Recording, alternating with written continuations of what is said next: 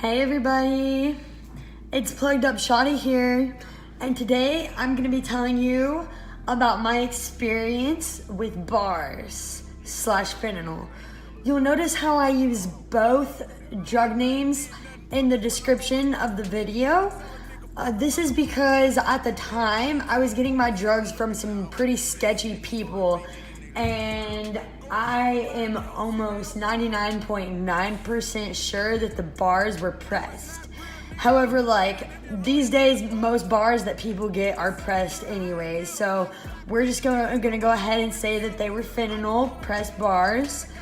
Especially based on the reaction I had to the bars, it definitely probably wasn't prescription Xanax. So, the first time I ever did Xanax, I was 16, and I was hanging out with some boys that were kind of like jock country boys, but turns out they were just some worthless crackheads that wanted to rob me. And it was my first time doing Xanax, and they told me, oh, you have to snort too to feel anything. So I was just trying to party, have a good time. I was like, okay, yeah, whatever, crush them up, I'll snort too.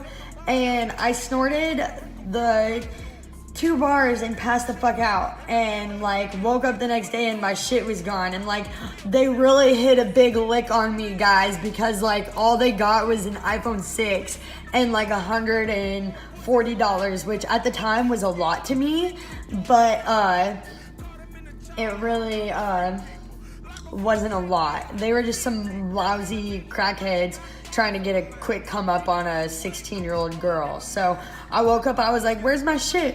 They're like, I don't know, you got fucked up and lost it. Yeah, shut the fuck up. But at this time in my life, I was actually 17. And since the first time I did bars, I kind of did them in an irresponsible manner.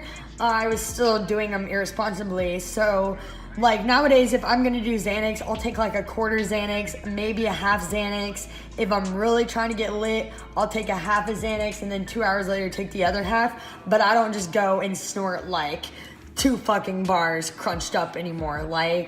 If my best advice is don't snort Xanax at all, because don't snort anything. It's just bad. So yeah. This time, me and my friend, we were just chilling at the mall, and I was trying to get lit. So I was like, hey, let's both take a Xanax. So she's like, all right, and we popped the Xanax. We wait about 30 minutes and kind of get a little high, and we're like, oh, we're not feeling anything. Let's take another. So we take another Xanax, press Xanax, and we go back to my house, and I just remember laying in my room, and we were really fucked up.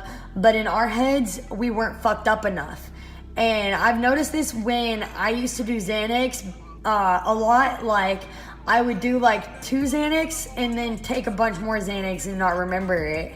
And that's where bars get really dangerous, because you'll get barred out and then take more bars while you're barred out and don't remember it. And that's how people OD so easy on that shit. And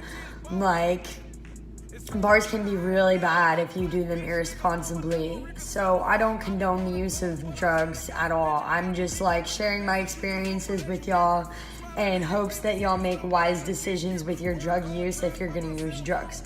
So we go back to my house, and we're laying there, and I remember getting in the car and sitting there for 2 hours with her, and we were just doing our makeup, which probably looked like shit because we were really fucked up. But I don't really remember much after that.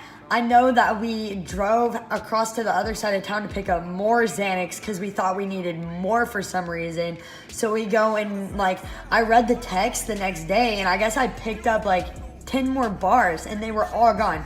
I bought a half ounce of weed and 10 more bars, and the next day we couldn't find any of it, and we were barred out for a whole 2 days. So I know that we each did 7 bars, and we wake up, and I was getting ready to take her home, and we go outside, and the tires on my car are gone, and this was 6 p.m. the next day. So I don't know what the fuck happened, but we were shit, what the fuck happened to my tires? there was no tires on my vehicle. So like we asked my roommate if he knows what happened to my tires, and he's like, dude, I don't know. He's like, you guys came home at like 6 in the morning and your tires were gone. Like, I don't know what happened to them. And like, he's like, your rims were all bent up too. You guys have been really fucked up. And we were like, oh shit.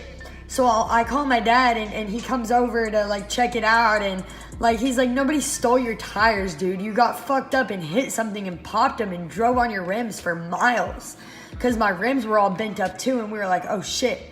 But there's still that possibility that like the people that we got the bars from stole our tires, but I highly doubt that. I think that I probably got fucked up and like popped the tires and drove on the rims all the way home, and like somehow ended up home safe in the driveway at like 7 in the morning.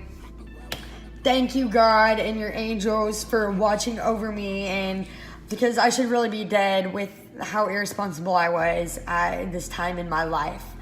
But so the weird thing about this, waking up to like bent up rims and no tires on my car and not knowing what happened, a year or two later, I get a thing in the mail from my insurance company, like saying that there was like a claim filed against me for like $3,000 for like damage on somebody's vehicle. So I think I got in a car accident at that time, and how I did not end up dead or arrested, I don't know.